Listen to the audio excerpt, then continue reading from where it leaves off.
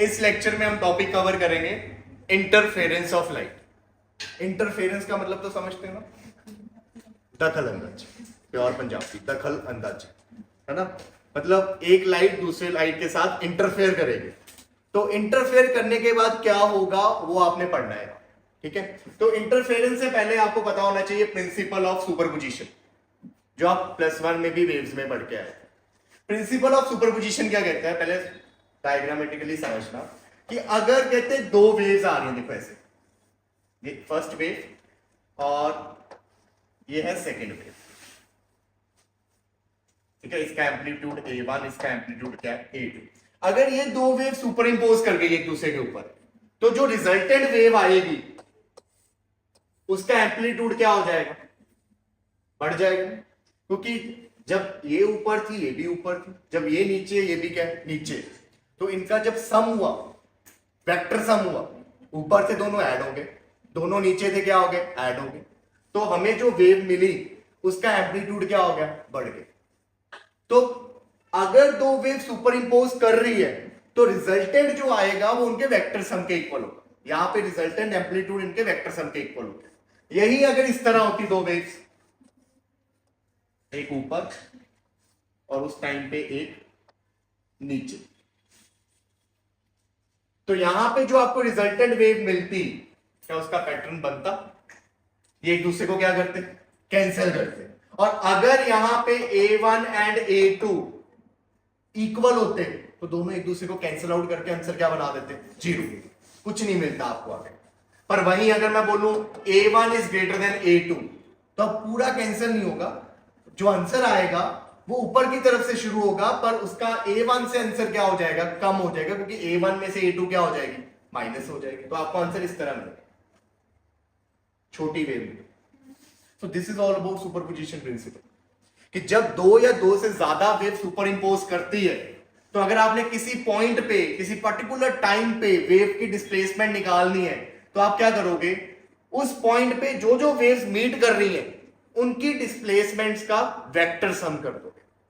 तो यहां पे वही लिखा है कि अगर सपोज करो किसी टाइम पे n number of waves meet कर रही हैं, सुपर इंपोज कर रही हैं, तो जो रिजल्टेंट वेव आएगी उसका जो डिस्प्लेसमेंट होगा किसी टाइम पे वो किसके इक्वल होगा, is equal to vector sum of displacement due to the individual wave at that point.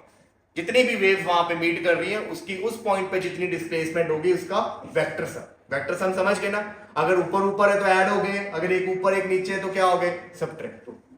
Clear ये चीज, और इसी को इंटरफेरेंस बोलते हैं। देखो यहां पे दो वेव्स मीट करी, मीट करने के बाद जो रिजल्टेंट वेव आई उसका एम्पलीट्यूड क्या हो गया, बढ़ गया। मतलब दो लाइट आई थी, इस तरह एक दूसरे के साथ इंटरफेयर करी कि जो रिजल्टेंट लाइट बनी उसकी ब्राइटनेस क्या हो गई, बढ़ गई, क्योंकि एम्पलीट्यूड क्या हो गया, बढ़ गया। या दूसरी तरह इस तरह पैटर्न आया कि दो लाइट इस तरह आ रही थी कि उनका जो लास्ट में रिजल्टेंट लाइट मिली हमें, जो रिजल्टेंट पैटर्न आया उसमें जो लाइट थी उसकी ब्राइटनेस क्या हो गई, कम हो गई। तो this is all about interference, कि दखल अंदाजी करनी है, या तो हेल्प कर देगा या क्या कर देगा बेटा, पार।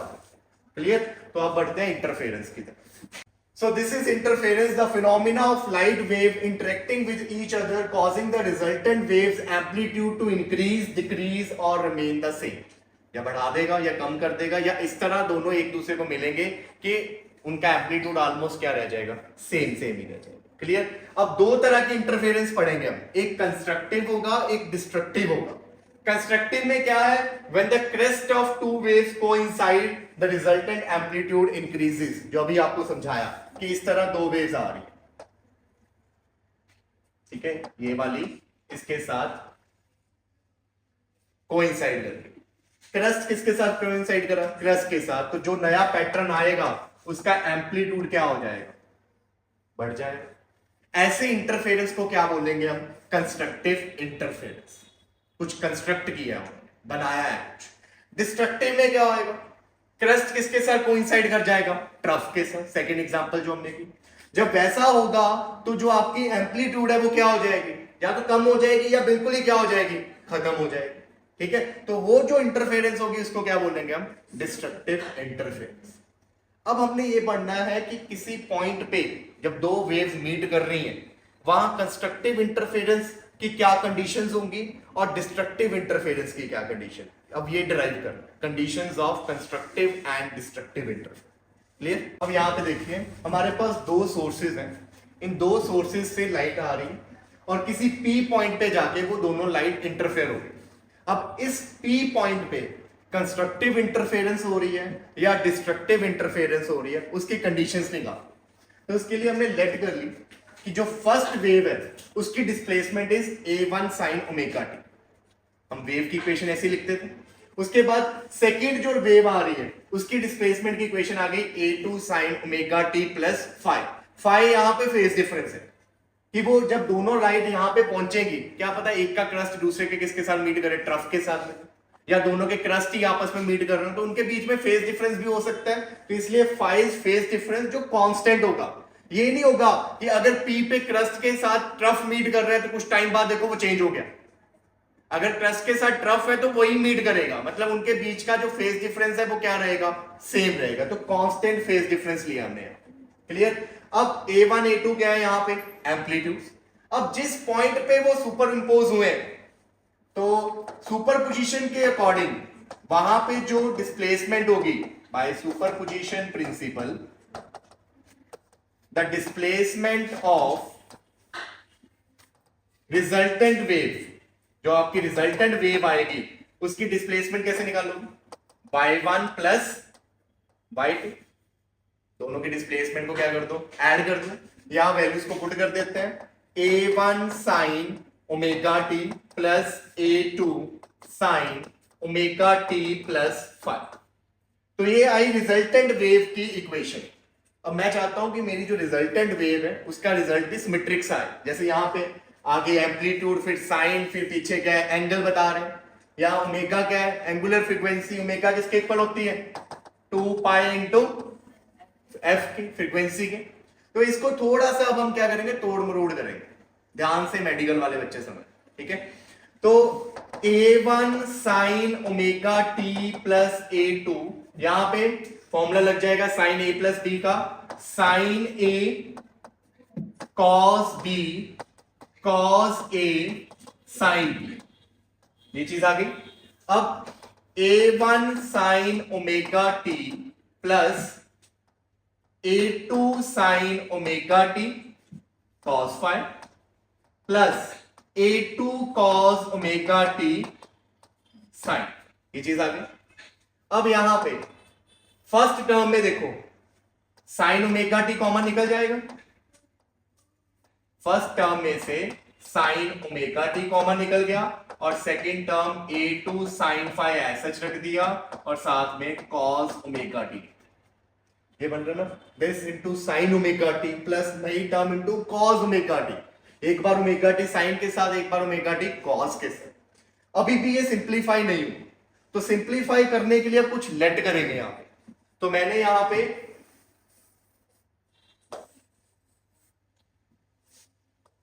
Late a1 plus a2 cos 5 is equal to a sin theta, ये मैंने लेट कर दिया कि इसको पुट कर दो a sin थीटा, सिंप्लीफाई करने के लिए।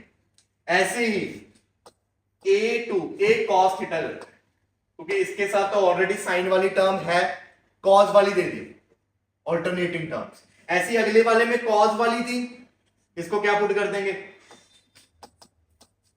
a sin theta. क्लियर ये चीज। This is equation number 1, this is equation number 2। अब ये वैल्यूज को यहां पुट करें अगर, तो y is a cos theta sin omega t plus a2 sin 5 की जगह a sin theta cos omega t। a बाहर आ जाएगा, अंदर sin omega t cos theta plus cos omega t sin theta. अब ये ब्रैकेट में क्या बन गया, sin a cos b cos a sin b, किसका formula, sin a plus b, तो sin omega t plus theta बन गई हमारी वैसी की इक्वेशन जैसे स्टार्टिंग में लेट की। तो जो रिजल्टेंट वेव है उसकी इक्वेशन क्या आ गई, A sine omega T plus theta, जहां पे कैपिटल ए क्या बता रहा है हमें, एम्पलीट्यूड ऑफ रिजल्टेंट वेव। ठीक है, तो जो ये नई वेव बनी है उसका एम्पलीट्यूड किसके इक्वल होगा, कैपिटल ए के। तो अगला स्टेप हमारा यही है कि वो जो रिजल्टेंट वेव आई है उसका एम्पलीट्यूड कितना होगा वो कैलकुलेट कर। तो नेक्स्ट स्टेप है एम्पलीट्यूड कैलकुलेट करना। एम्पलीट्यूड था कैपिटल ए, उसके लिए जिस दो इक्वेशंस को हमने पुट किया था, यहाँ पे लेट किया था ना, ये इसको ए कॉस थीटा, इसको ए साइन थीटा, यहां से कैपिटल ए निकालना। ठीक है, तो कैसे निकलेगा, स्क्वायरिंग एंड एडिंग करते हैं। Squaring and adding equation 1 and 2। तो यहां पे a1 plus a2 cos phi का square plus a2 sine phi का square equal to a square cos square theta plus a square sine square. यहां से a square common, अंदर cos square theta plus sine square theta, और इस तरफ identity लगेगी a plus B का whole square. तो a1 square plus a2 square cos square phi plus 2a1 a2 cos phi, और यहां पे a2 square sine square phi. यहां पे a स्क्वायर बन गया क्योंकि ये ब्रैकेट वाला 1 हो चुका है, और इस तरफ देखो a1 स्क्वायर, यहां देखो ये वाली टर्म और ये वाली टर्म, दोनों में से a2 स्क्वायर कॉमन निकल जाएगा, ब्रैकेट में क्या बचेगा, cos square phi plus sine square phi, क्या बन जाएगा वो 1। तो डायरेक्ट मैं इनकी जगह क्या लिख देता हूं, a2 स्क्वायर, और साथ में क्या आ गया 2a1 a2 cos फाइ। तो एम्पलीट्यूड किसके इक्वल आ गया, root of a1 square plus a2 square plus 2a1 a2 cos of phi. So this is the formula to calculate the amplitude of resultant wave. Under root a1 square plus a2 square plus 2a1 a2 cos phi. Phi यहाँ पे क्या होएगा, phase difference, कि दोनों के बीच का phase difference कितना है यहाँ। क्लियर, ये चीज समझ लग गई। अब नेक्स्ट देखो इंटेंसिटी। अब हमने इंटेंसिटी निकालनी कि जो रिजल्टेंट वेव है उसकी इंटेंसिटी कितनी होगी, और ये याद रखना जो इंटेंसिटी होती है वो एम्पलीट्यूड के स्क्वायर पे डिपेंड करता है। Intensity of any wave is directly proportional to amplitude का स्क्वायर। तो यहां पे जो इंटेंसिटी होगी, डायरेक्टली प्रोपोर्शनल का साइन हटा, एक कांस्टेंट आ गया k, तो intensity is k times a square. तो यहां वैल्यूज को पुट करते हैं, a की जगह a की वैल्यू को पुट किया, स्क्वायर वाली वैल्यूज को पुट कर देते हैं। तो यहां पे i is equal to k a1 square plus a2 square plus 2a1 a2 cos phi आ गया। ये बन गया k a1 square, this is k a2 square, this is 2k a1 a2 cos phi. यहां पे भी थोड़ी सी हम मॉडिफिकेशन करेंगे। ये k a1 square, this is k a2 square, यहां पे 2 k एक था, मैंने दोनों के साथ रखना है। मैंने क्या किया, अंडर रूट रखा, k को अंडर रूट के अंदर किया तो स्क्वायर हो जाएगा, तो k स्क्वायर, यहां पे a1 का स्क्वायर a2 का स्क्वायर, इनको अंडर रूट में लिख दिया। एक सिंप्लीफाइड रिजल्ट बनाना है इसलिए, और कुछ कर ही सकते हैं ना, अंडर रूट कर दिया तो स्क्वायर आ जाएगा। अब k a1 square plus k a2 square plus 2 under root k a1 square under root k a2 square, साथ में cos, अलग अलग कर दिया। एक के a1 स्क्वायर को दे दिया, एक के किसको दे दिया, a2 स्क्वायर को दे दिया। अब समझ लगा ये चीज, लगे बताओ। अब देखो, अगर मैं बोलूं पूरी वेव की इंटेंसिटी k टाइम्स उसके एम्पलीट्यूड के स्क्वायर के इक्वल है, तो फर्स्ट वेव की इंटेंसिटी किसके इक्वल होगी, k टाइम्स फर्स्ट के एम्पलीट्यूड का स्क्वायर। तो दिस k टाइम्स फर्स्ट के एम्पलीट्यूड का स्क्वायर क्या बन गया आपका, फर्स्ट की इंटेंसिटी, पहली वेव की इंटेंसिटी। अब यहां पे k टाइम्स a2 का स्क्वायर, ये क्या बन गया, सेकेंड वेव की इंटेंसिटी, प्लस 2 अंडर रूट, ये क्या बन गया i1, ये भी अंडर रूट के अंदर k a2 का स्क्वायर है, ये भी क्या बन गया i2। तो ये दोनों कंबाइन अंडर रूट में लिख दो, और साथ में क्या आ गया cos फाइ। तो अगर अब आपने इंटेंसिटी निकालनी है आपकी रिजल्टेंट वेव की, उसका फॉर्मूला आ गया root i1 plus root i2 plus 2 root i1 i2 cos phi. तो आपको दो फॉर्मूले अब याद रखने पड़ेंगे, एक एम्पलीट्यूड का और एक इंटेंसिटी। आपने इंटेंसिटी निकाल दी, आपने एम्पलीट्यूड निकाल दिया, अब हम कंडीशंस लिखेंगे कि कब कंस्ट्रक्टिव इंटरफेरेंस बनेगा। तो कंस्ट्रक्टिव इंटरफेरेंस कब बनेगा, जब इंटेंसिटी क्या हो जाएगी, मैक्सिमम। ये बोला था ना, कंस्ट्रक्टिव इंटरफेरेंस वहां बनता है जहां लाइट की इंटेंसिटी क्या हो जाएगी, मैक्सिमम हो जाएगी। अब इंटेंसिटी मैक्सिमम करनी है, इंटेंसिटी का फॉर्मूला क्या आया था, I1 plus I2 plus 2√I1 I2 cos five. Intensity maximum कब होगी, जब cos फाइव क्या हो जाएगा, मैक्सिमम हो जाएगा। cos फाइव मैक्सिमम का मतलब कितना आ जाए, +1 आ जाए। अब cos फाइव की वैल्यू 1 कब होती है, मैथमेटिक्स वाली कब होती है, 0। उसके बाद नेक्स्ट 2 पाई, नेक्स्ट 4 पाई, फिर 6 पाई, सो ऑन, है ना। तो अब देखो, इनको जनरल फॉर्म में मैं ऐसे लिख सकता हूं कि फाई की वैल्यू क्या आ जाए, 2n पाई। लिख सकते हैं ना कि फाई की वैल्यू क्या आ जाए, 2n pi, where n starts from 0 1 2 3 so on. 0 put करोगे तो 0 आ जाएगा, 1 पुट करोगे 2 पाई, 2 पुट करोगे 4 पाई, 3 पुट करोगे तो 6 पाई। क्लियर, ये चीज समझ लग गई। तो अगर आपने इंटरफेरेंस कंस्ट्रक्टिव बनानी है तो वहां पे जो फेज डिफरेंस होना चाहिए आपका, वो कितना होना चाहिए, 2n पाई होना चाहिए। ठीक है, तो ये आई है in terms of phase difference. ये जो कंडीशन निकली है, this is in terms of phase difference. अब हमने निकालनी है in terms of path difference, in terms of path difference. तो पाथ डिफरेंस के लिए देखो, इस चीज को ध्यान से समझ, path difference correspond to 2 pi phase. अगर दो वेव के बीच का फेस एंगल का डिफरेंस 2 पाई का है तो उनके पाथ डिफरेंस का कितना, मतलब उनमें पाथ डिफरेंस कितना होगा। अब ये ध्यान से समझ, ये एक वेव है, ये दूसरी वेव है, इनके बीच में फेस डिफरेंस है कोई, नहीं है। जब एक मैक्सिमम दूसरा भी क्या है, मैक्सिमम। पाथ डिफरेंस भी कितना है, 0, क्योंकि दोनों का पाथ क्या है, सेम। अब देखो, ये वेव थोड़ी आगे चलेगी,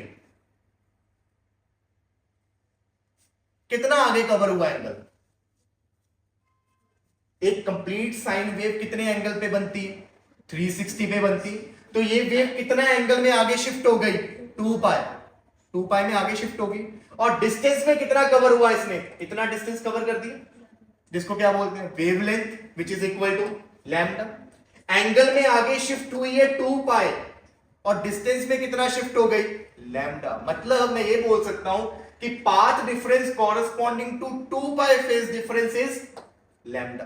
कि जब दो वेव्स के बीच का फेज डिफरेंस 2 पाई होता है, उनके बीच का पाथ डिफरेंस कितना होता है, लैम्डा। अब ऐसे ही पाथ डिफरेंस कॉरस्पॉन्डिंग टू 1 कितना आ जाएगा, लैम्डा बाय 2 पाई। क्लियर हो गया ये चीज।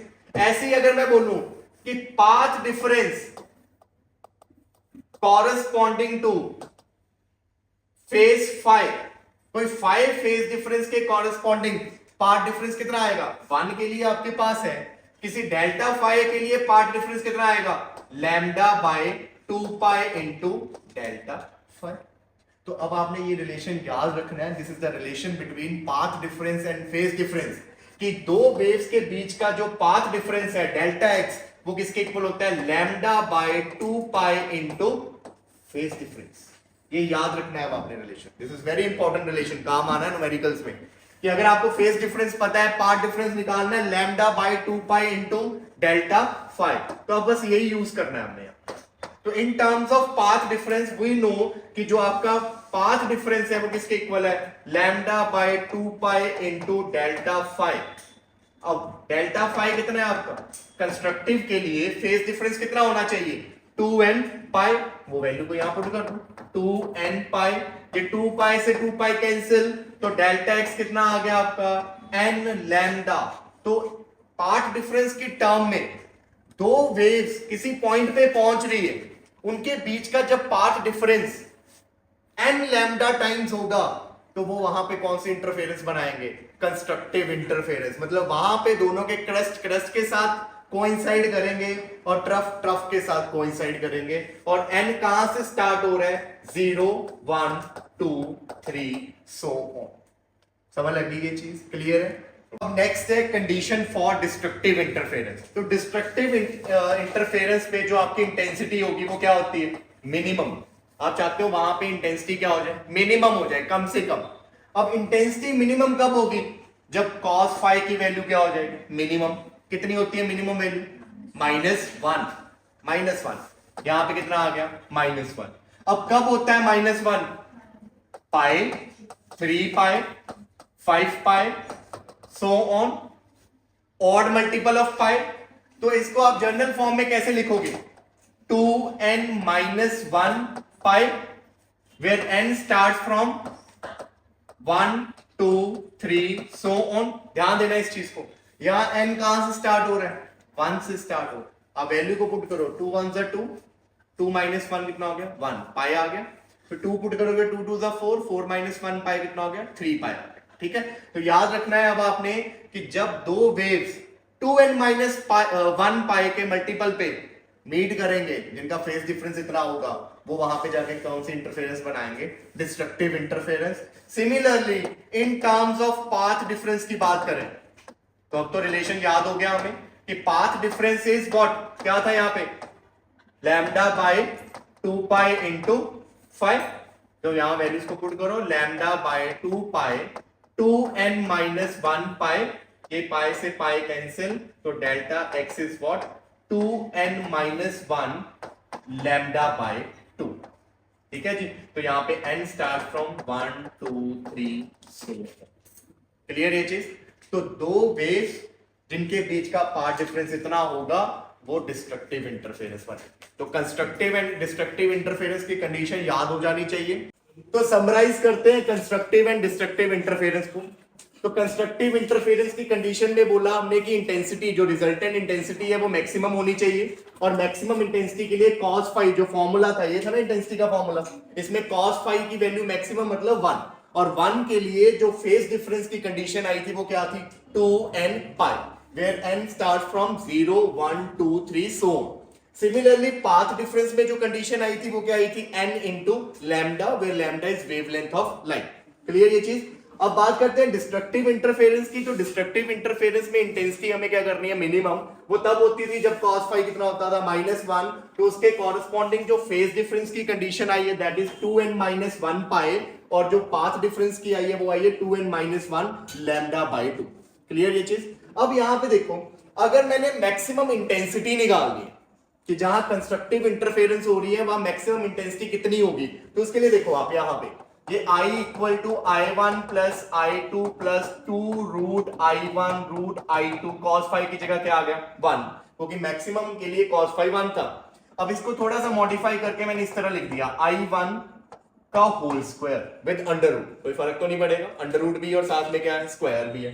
सिमिलरली यहां पे भी लिख दिया I2 under root with square, और ये बन गया 2 under root I1 under root I2। ये क्या बन गया, किसका स्क्वायर बन रहा है, root I1 plus root I2 का होल स्क्वायर बन रहा है ना, a square plus b square plus 2ab। तो ये बन गया आपका under root I1 plus under root I2 का होल स्क्वायर। तो अगर आपने मैक्सिमम इंटेंसिटी निकालनी है तो आपको बस क्या चाहिए, दोनों लाइट्स की इंटेंसिटी चाहिए, उसका अंडर रूट करके ऐड करो और क्या कर दो, स्क्वायर कर दो। क्लियर। तो कंस्ट्रक्टिव इंटरफेरेंस जिस पॉइंट पे हो रही है वहां की इंटेंसिटी निकालनी है, मैक्सिमम इंटेंसिटी, उसका ये फॉर्मूला। सिमिलरली अगर हम बात करें अब डिस्ट्रक्टिव इंटरफेरेंस की, तो डिस्ट्रक्टिव इंटरफेरेंस में क्या होएगा, देखो सब कुछ सेम रहेगा, जहां ये 1 है वहां क्या आ जाएगा, -1, जिसके कारण ये टर्म प्लस की जगह क्या आ जाएगी, माइनस। क्लियर ये चीज। अगर ये बीच में माइनस आ गया तो a square plus b square, बीच में माइनस आ गया तो क्या बन गया, -2ab। तो कौन सी टर्म बन गई, a माइनस b का होल स्क्वायर। इसका मतलब मिनिमम इंटेंसिटी जो आएगी that is equal to under root I1 minus under root I2 का होल स्क्वायर। तो ये फॉर्मूलेज आपने याद कर, ठीक है। तो ये सारे फॉर्मूलेज आपके टिप्स पे होने चाहिए, क्योंकि जैसे जैसे लेक्चर्स आगे चलते जाएंगे ये फॉर्मूलेज यूज होते हैं। क्लियर ये चीज, किसी को कोई डाउट, नोटेड डाउन। अब यहां पे नेक्स्ट देखिए कोहेरेंट एंड इनकोहेरेंट सोर्सेस। ये बहुत इंपॉर्टेंट टर्म्स है, ठीक है, तो ध्यान से समझना कि कोहेरेंट और इनकोहेरेंट सोर्सेज होते क्या। देखो इंटरफेरेंस के लिए आपको दो लाइट वेव चाहिए, वो दो लाइट वेव दो डिफरेंट सोर्सेज से आ रही थी। अगर दोनों लाइट वेव्स जिन सोर्सेज से निकल के आ रही है वो लाइट वेव्स की फ्रीक्वेंसी सेम हो और उनके बीच का जो फेज डिफरेंस फाई था या तो वो जीरो, या तो उनके बीच में फेज डिफरेंस हो ही ना, या उनके बीच का जो भी फेज डिफरेंस है वो क्या हो, कांस्टेंट फेज डिफरेंस हो, ऐसे सोर्सेज ऑफ लाइट को हम क्या बोलेंगे, कोहेरेंट सोर्स। मतलब दो सोर्सेज कोहेरेंट तब होंगे जब उनमें से निकलती हुई वेव्स की फ्रीक्वेंसी क्या आएगी, सेम, और उन दोनों वेव्स के बीच का जो फेज डिफरेंस होगा या तो वो जीरो होगा या क्या होगा, कांस्टेंट, चेंज नहीं होगा टाइम के साथ। और इनकोहेरेंट क्या हो जाएगा, इससे उल्टा हो जाएगा। इनकोहेरेंट में फेज डिफरेंस क्या होता रहेगा, टाइम के साथ चेंज होता रहेगा, कभी उनके बीच का फेज डिफरेंस जीरो है, कभी 90, कभी 180, चेंज होता जाएगा। अब क्या क्या जरूरत है कोहेरेंट सोर्स की इंटरफेरेंस पैटर्न के लिए। अगर कोहेरेंट सोर्स नहीं होगा ना हमारा तो इंटरफेरेंस नहीं दिखाई देगी। मतलब आपको वो मैक्सिमा बन रहा है कहीं पे क्या बन रहा है, मिनिमा, कहीं पे क्या कंस्ट्रक्टिव इंटरफेरेंस है, मैक्सिमम हो गया एम्पलीट्यूड, कहीं पे क्या डिस्ट्रक्टिव इंटरफेरेंस, मिनिमम हो गया। तो आपको कोहेरेंट सोर्स चाहिए उसके लिए। अब ऐसा क्यों, देखो ध्यान से, ये फॉर्मूला देखो, इंटेंसिटी का ये फॉर्मूला था, इसमें जो ये लास्ट वाली टर्म है ना, two under root I1 I2 cos phi, इसको बोलते हैं इंटरफेरेंस टर्म, क्योंकि इस टर्म के कारण ही पता लगता है कि इंटरफेरेंस कैसी हो रही है, क्योंकि इसमें कौन आ रहा है, cos फाई आ रहा है। cos फाई तो डिसाइड करता है कि कैसी इंटरफेरेंस।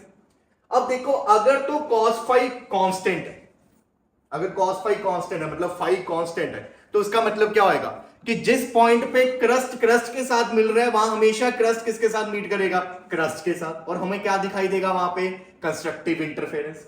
और या क्या होएगा, जिस पॉइंट पे क्रस्ट ट्रफ के साथ मीट कर रहा है वो हमेशा ऐसे ही मीट करेंगे, क्योंकि इनके बीच का फेज डिफरेंस क्या है, कांस्टेंट, चेंज नहीं होगा। ऐसे नहीं होगा कि अभी इस पे क्रस्ट और ट्रफ है, थोड़ी देर बाद देखा फेज डिफरेंस चेंज हो गया, क्रस्ट के साथ कौन मीट कर गया, क्रस्ट ही मीट कर गया, ऐसा नहीं होगा। फेज डिफरेंस क्या है, कांस्टेंट। क्योंकि अगर फेज डिफरेंस चेंज होता रहा तो क्या होएगा, कभी क्रस्ट बनेगा उसी पॉइंट पे, कभी क्या बनेगा, ट्रफ, बार बार वैल्यू क्या होती रहेगी, चेंज होती रहेगी, हमें एक पैटर्न दिखाई नहीं देगा। उस पॉइंट पे फ्लिकरिंग होगी, कभी चेंज होगा, कभी डार्क, कभी लाइट, कभी डार्क, है ना। तो उस केस में कहते हैं अगर मैं एवरेज निकाल लूं इस चीज की, अगर फाई कांस्टेंट नहीं है, अगर फाई कंटिन्यूसली टाइम के साथ चेंज हो रहा है कहते, तो क्या होएगा, कभी cos फाई की वैल्यू पॉजिटिव, कभी क्या आ जाएगी, नेगेटिव। तो यहां पे देखो, then the interference term average to zero, उसकी एवरेज वैल्यू कितनी हो जाएगी, कभी आपको मैक्सिमम दिख रहा है, कभी क्या दिख रहा है, मिनिमम। तो आप cos फाई की एवरेज वैल्यू करोगे, एक कंप्लीट साइकिल के लिए cos की एवरेज वैल्यू कितनी होती है, जीरो। तो ये वाली टर्म क्या हो जाएगी, जीरो हो जाएगी, और आपकी उस पॉइंट पे इंटेंसिटी आपको क्या दिखाई देगी, I1 प्लस I2। मतलब दोनों इंटेंसिटी आपस में क्या हो गई, ऐड होगी। ना ही डिस्ट्रक्टिव इंटरफेरेंस हो रही है, ना ही क्या हो रही है, कंस्ट्रक्टिव इंटरफेरेंस। आपको सिर्फ क्या दिखाई दे रही है, लाइट दिखाई दे रही है ऐसे पूरी, ना वहां पे कोई डार्क बन रहा है, ना वहां पे क्या कोई ब्राइट है, सिर्फ एक लाइट दिख रही है ऐसे प्रॉपर, दोनों लाइट जुड़ गई। तो कहते हैं कि इंटरफेरेंस तभी होगा जब cos फाई क्या होगा, कांस्टेंट होगा, क्योंकि अगर फाई कांस्टेंट होगा तभी एक पॉइंट पे जो दो लाइट्स आ रही हैं उनके बीच में या तो क्या होगा, फेज डिफरेंस जीरो होगा कि क्रस्ट के साथ मैच कर रहा है, या फेज डिफरेंस कितना होगा, 180 का, कि क्रस्ट के साथ कौन मैच कर रहा है, ट्रफ। बदलेगा नहीं वहां पे, अगर बदलता रहेगा तो उस पॉइंट पे आपको एवरेज क्या दिखाई देगी, एक लाइट ही दिखाई देगी बस, ना मैक्सिमम ना ही क्या होगी, मिनिमम। ठीक है, तो इसीलिए इंटरफेरेंस के लिए किसका जरूरी है, कोहेरेंट सोर्स का होना जरूरी। अब यहां पे एक पॉइंट आपको बता रहा हूं कि कब आपको, अगर मैं बोलूं मुझे दो कोहेरेंट सोर्स लेके आओ, आप दो कोहेरेंट सोर्स लेके आओ मेरे लिए, तो आप क्या करोगे, सेम मार्केट से सेम कंपनी के सेम कलर के दो बल्ब उठा के ले आओगे और बोलोगे दिस इज कोहेरेंट सोर्स।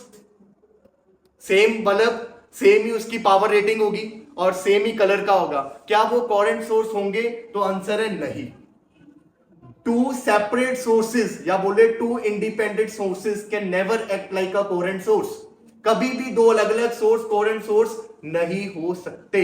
अब ऐसा क्यों, क्योंकि कभी भी ऐसा नहीं हो सकता कि दोनों सोर्सेज जो हैं उनके बीच का फेज डिफरेंस सेम रहे, क्योंकि लाइट निकलती कैसे है, लाइट का निकलने का बेसिक फिनोमिना क्या है, एनर्जी मिलती है, एटम क्या हो जाते हैं, एक्साइट हो जाते हैं, एटम एक्साइट हो जाते हैं, हायर एनर्जी लेवल पे चले जाते हैं, उसके बाद वो एटम वहां पे अनस्टेबल होते हैं, तो वो दोबारा से क्या हो जाते हैं, डी एक्साइट होके कहां पहुंच जाते हैं, अपनी स्टेबल स्टेट पे पहुंच जाते हैं, जब वो डी एक्साइट होते हैं तो वो क्या रिलीज करते हैं, एनर्जी रिलीज करते हैं in the form of light. अब वो एनर्जी जो निकली है वो कौन रिलीज कर रहा है, एटम, और बहुत सारे एटम है। अब बहुत सारे एटम में किसी ने एनर्जी रिलीज कब की, किसी ने कब की, इसका कोई लेना देना नहीं। तो क्या पता दोनों में जो पहले वाले में एनर्जी निकल रही है वो किस एटम ने दी है, और दूसरे वाले सोर्स में से पता नहीं किस एटम ने दी और कब दी। तो ऐसा कभी नहीं हो सकता कि उनके बीच का फेज डिफरेंस क्या हो जाए, कांस्टेंट हो जाए। इसीलिए this is very important line कि टू इंडिपेंडेंट कोहेरेंट सोर्स जो है वो नहीं होते। एक ही सोर्स से आपको दो सोर्स बनाने पड़ेंगे, मतलब कुछ ऐसी अरेंजमेंट करनी पड़ेगी कि मार्केट से एक ही बल्ब लेके आएंगे और उसी बल्ब की हेल्प से आगे दो सोर्स जनरेट करूंगा। मेन सोर्स एक ही है, लाइट उसी से आ रही है, आगे उसी से दो सेपरेट सोर्स बना। अब मेन सोर्स तो वही है, सारी लाइट उसी में से निकल रही है, तो फेज डिफरेंस क्या रहेगा, कांस्टेंट रहेगा। तो ये हम अगले लेक्चर में करेंगे, जिसमें हम पढ़ेंगे यंग और क्या नाम इसका, यंग मॉडुलस।